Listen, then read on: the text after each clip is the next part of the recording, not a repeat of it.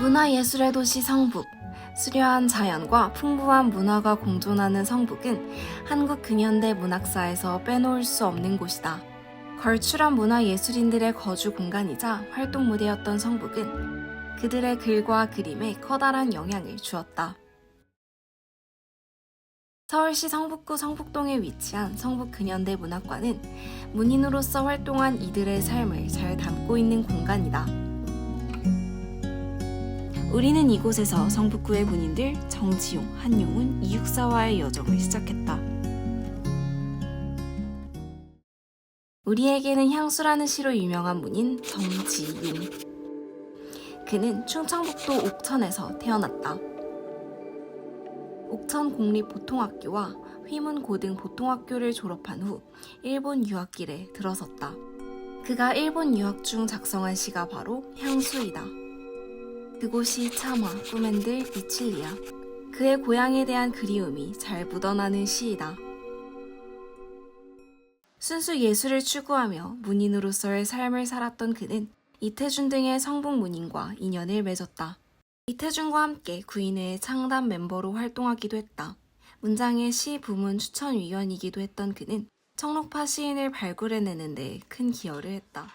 1940년대 중반에 도남동으로 이주한 그는 경향신문 주간으로 활동하며 윤동주 시인을 알리기도 했다.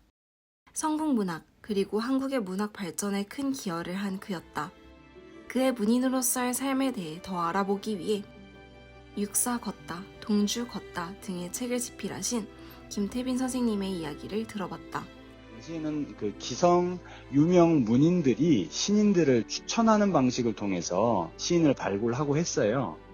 그런데 그 문장에서 정지용 선생은 시인을 발굴을 했는데 그 대표적인 시인들이 누가 있냐면 우리가 교과서에서 배웠던 청록파 시인으로 알려져 있는 박목월, 박두진, 조지훈 세 분 모두를 문장을 통해서 정지용 선생이 추천을 했어요. 그런 점도 정지용 선생에게는 아마도 문장으로 매개되는 성북동과의 인연이 아닌가 싶고요. 식민지 말기에 어려운 시기에서도 문장이라는 잡지를 통해서 마지막까지 우리말로 된 그런 작품을 발표했던 문장을 주도했던 그런 어떤 주도 세력들이 성북동에 있었기 때문에 그런 측면에서 정지용 선생이 성북동에 살지는 않았다 하더라도 굉장히 성북동을 의미 있는 공간으로 여기지 않았을까. 성북 근현대 문학관에서 멀리 떨어지지 않은 곳에 만해 한용운의 유택, 시무장이 있다. 우리에게는 님의 침묵의 시인으로 익숙한 만해 한용운은 승려이자 독립운동가였다. 한용운은 일제강점기 3.1운동의 민족 대표 33인 중 한 명으로서 3.1 독립선언서를 발표하는 등 일제의 강력한 탄압 속에서도 조선의 독립을 굳건히 외친 인물이다. 이후 서대문 형무소에 수감되었지만 옥고를 치른 후에도 독립운동에 매진하였다. 이처럼 일제에 저항하는 삶을 일관했던 한용운은 끝내 조국의 광복을 보지 못하고 1944년 이곳 시무장에서 생을 마쳤다. 시무장이라는 명칭의 유래는 선종의 깨달음의 경지에 이르는 과정을 잃어버린 소를 찾는 것에 비유한 10가지 수행 단계 중 하나인 자기의 본성인 소를 찾는다는 시무에서 유래한 것이다. 만해 한용운이 실제로 생활하던 방에는 그의 글씨, 연구 논문집, 옥중 공판 기록 등이 그대로 보존되어 있다. 무더운 날씨에도 불구하고 시민들이 이곳 시무장을 찾는 모습을 볼 수 있었다.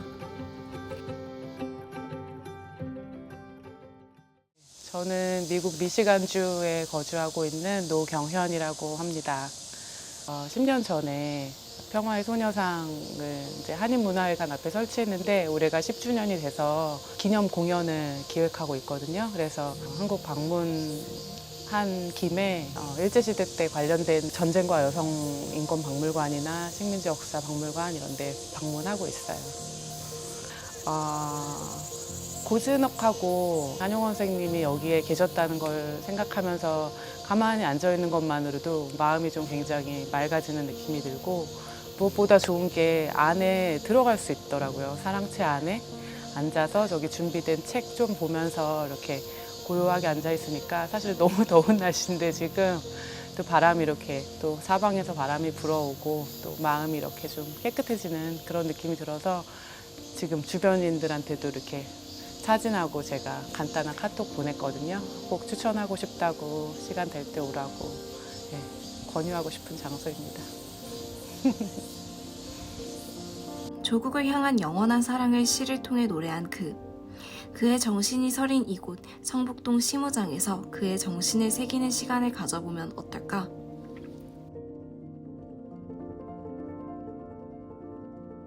시무장에서 버스 하나를 타면 문화공간 264에 갈 수 있다.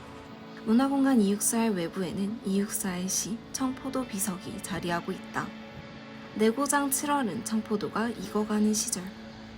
264의 고향 안동은 7월이면 청포도가 탐스럽게 익어가는 곳이었다. 그는 자연, 동네 사람들의 흔적, 수많은 이야깃거리를 품고서 자랐을 청포도에 자신이 꿈꾸는 희망찬 미래를 이곳 성북구에서 담아냈다. 그가 문학활동을 본격적으로 펼친 종암동 62번지와 매우 가까이 설립된 문화공간 264에서 그의 발자취를 따라 걸어보자. 문화공간 264는 총 3층으로 되어 있습니다. 264의 시 제목인 청포도, 광야, 교목을 따와서 층별로 이름을 붙였는데요.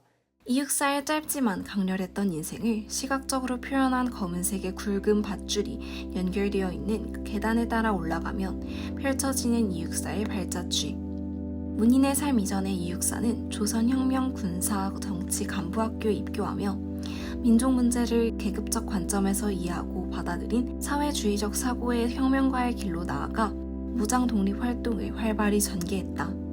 하지만 여러 번의 투옥 기간 동안 혹독한 고문으로 인해 건강이 악화된 그는 시와 글을 통해 민족운동을 이어나가기로 결심하며 명륜동에서 종암동으로 옮겨오며 본격적으로 문학활동을 펼쳤다.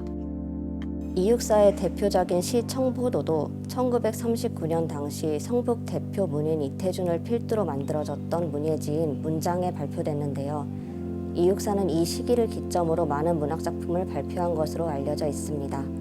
성북구에 거주하며 성북 문인들과 활발한 문학적 교류를 가졌을 것으로 보기에 성북구는 어쩌면 264에게 문학적 깊이를 더할 수 있는 의미 있는 공간이 아니었을까 싶습니다. 성북구를 무대로 다양한 문학작품들을 남기고 간 264. 우리는 그의 애국정신을 느껴볼 수 있었다. 264의 치열한 생애를 훑고 계단을 따라 올라가면 나오는 3층 공간. 화답 꽃성으로부터는 문화공간 264의 성장을 겨울에서 봄으로 가는 꽃이 피는 모습에 빗대어 표현한 전시입니다.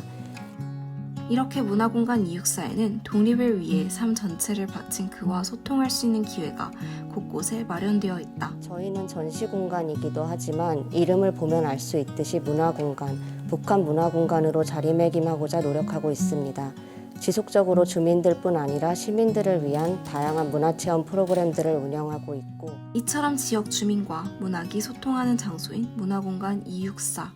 우리는 이곳에서 많은 문인들이 변절하여 친일 문학으로 타락한 문단의 암흑기에도 끝까지 민족적 신념을 지키며 죽음으로써 일제에 저항한 264의 발자취를 따라가 볼 수 있었다. 오늘 하루 우리는 문인들이 남긴 발자취를 따라 성북구 곳곳을 걸어보았습니다. 수많은 날들 중 흘러가는 하루. 이 평온하고 어쩌면 지루하다고 느낄지도 모르는 오늘날의 하루를 위해 일생을 바쳐 노력한 문인들의 흔적을 따라가보며 그들에게 성북구가 어떤 의미의 공간이었을지 다시 한번 생각해보는 것은 어떨까요?